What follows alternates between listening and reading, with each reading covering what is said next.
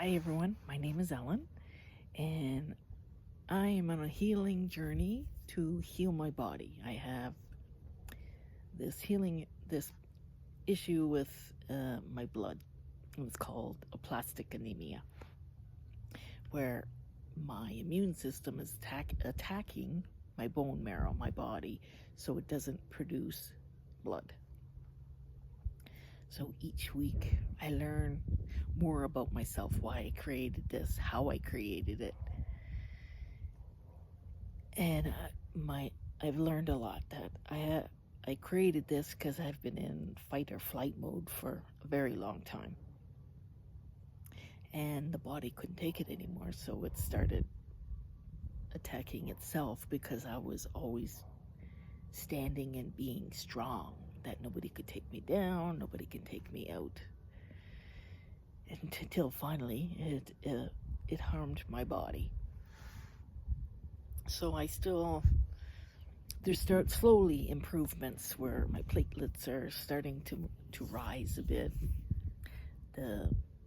My blood is still not producing, but it's not dropping.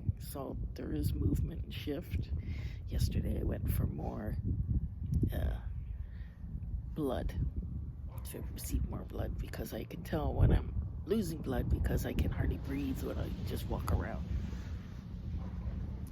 So this week's learning for me was many things that I always felt connected to the realms of spirits, fairies, the angelic realm, the ascended masters. But still there was a part of me not allowing them, or me not feeling worthy to really be a part of them. So I was still separate from them. When I would feel down and out, I always felt them. I always knew they always protected me. So I was shown this week that it was me stopping them to feel the full connection, to allow them to heal me. So through my own healing with a coach, she showed me what I was doing and to start shifting and allowing myself to step in so I can receive the guidance, the support that my spirit team is giving me. So each week brings me more awareness about myself, my thoughts, my feelings. There's an inner calmness with me. So you go through waves where you feel really alone and unsure if you're going to get through it, and then other points, other times where you're like, okay, I'm okay. So there was lots of waves for me, as always. I had to put my cat down Wednesday night. He got sick. He got really thin, and I could see he was struggling with breathing. So I knew he wasn't going to stay with me very long. Like, I had him for 12 years. I had another cat 6 months ago I had to put down because he was peeing everywhere in my house. And he was such a loving cat, but I couldn't handle him peeing and everything. He peed in my closet from the time I got him. So they were both rescues. So once the first one went, the second one really grieved and suffered and shifted. And then he lost lots of weight. His eating was weird. He was really fussy in what he ate. Normally he ate everything. So this week I could see him breathing harder, and that he was really struggling, and he was really thin. So I just said to him, I said, let me know. I know you're not well. And I hated the thought of him leaving me, because then there's that, you gotta be totally with yourself. You don't get that opportunity to get the love that animals give you. But he was ready. He was really struggling with breathing, and I didn't want him to suffer in any way, so I called the vet. So I took him to an emergency vet because it was 11 o'clock at night. So I took him and he passed.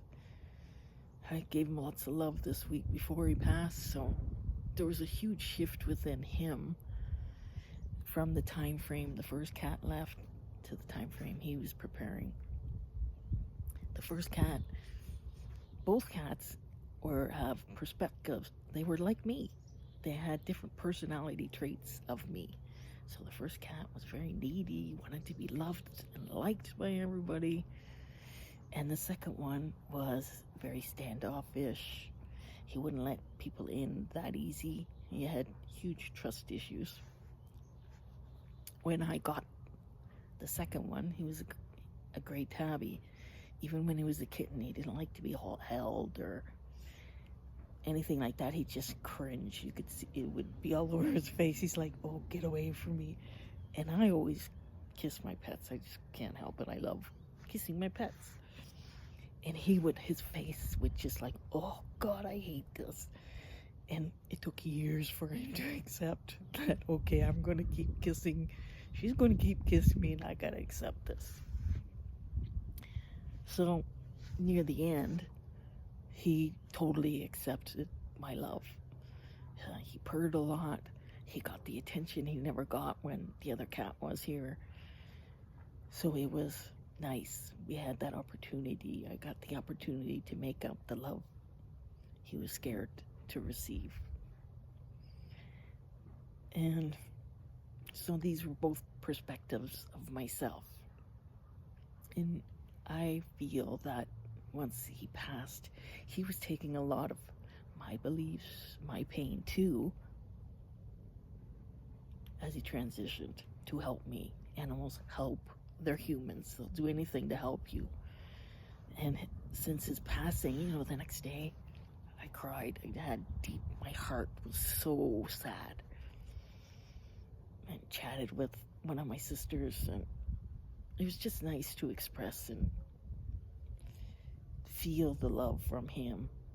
And I didn't know, and I hoped that my two cats would be back together because they really loved each other. They were together when they were since kittens. So I did a meditation and was shown that they were together.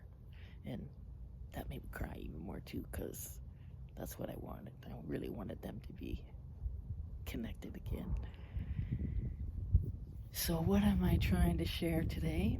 Being mindful, being aware of your thoughts and feelings, and allowing them to come out, allowing them to be felt. Giving yourself permission to talk to people you feel safe with, to express these feelings, because you do feel so much better. I had a blood transfusion yesterday, and there's a nurse there that I just love. She's awesome. Like putting the IV into me, she's good. It doesn't hurt. I don't freak out or anything. So the night before, I prayed for her. I said, please bring me that nurse that is wonderful with me, that's connected to my higher self fully and completely, and so I can be okay with getting this needle put in me. So of course the next day I go, and she's in this, I had to go to another room. You have this tag to get the new blood, and I cut my tag off because my doctor said I had enough blood. And then they phoned me the day after and saying, oh, Ellen, you gotta come in. I said, what? So I had to go in. I had cut the tag, so then they had to take more blood because I cut this tag illegally. They can't give you more blood because cutting the tag off. So they had to call somebody to take more blood so I could get more blood. And so they put me in this small room with this nurse I really like. And she goes, I'm in here today, Ellen. And so she goes, you'll be here for a little bit. You need to get your blood, and then you'll probably go back into the other room. I said, oh, interesting enough. I said, I really wanted you to put the needle in me. And I said, I had a prayer about you the night before. She laughed. And she goes, wow, well, I guess your prayer worked. She goes, because normally I'm not in here. And I said, yeah. So it was perfect. So being mindful of asking really what you want in your life does come true. But people are scared to ask. So I'm learning to ask for what I really need so I feel safe and comfortable. And there she was. And the day turned out perfect. It took a little longer because of having to do the extra step, but it all evened out the way it's supposed to. So maybe the question today, what aren't you asking for? What you really need? Place an intention. So let's go inward. Close your eyes and ask your body, your higher self, what is it you really need at this time? What do you want to fill yourself up with to bring happiness for you? To bring support or guidance? And now listen.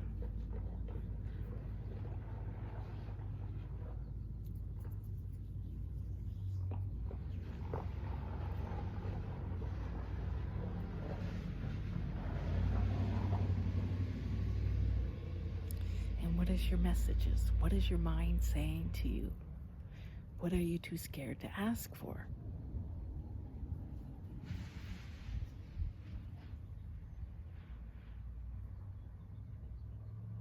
Now I'm going to bring in a divine light to swirl around you, to bring in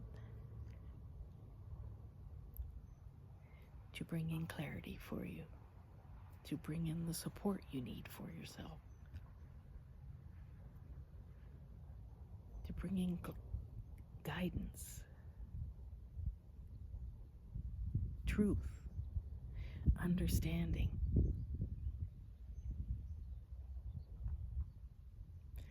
To allow yourself to ask questions that will give you clarity and understanding. A lot of the times we shut down because we don't ask the question of what's true, what the other person is really thinking or feeling. So ask.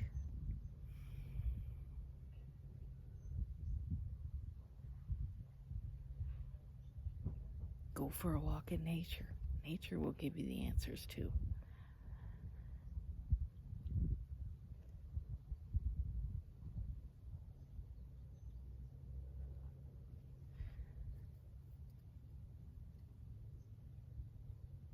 So this week, focus on yourself. What is it you really want? I'm hearing this weekend is a weekend to create your dreams, your wishes. Write it out. Have fun with it. So I think that's all I have today. So I hope you have a great weekend, and I will talk to you soon. Thanks for watching. Bye for now.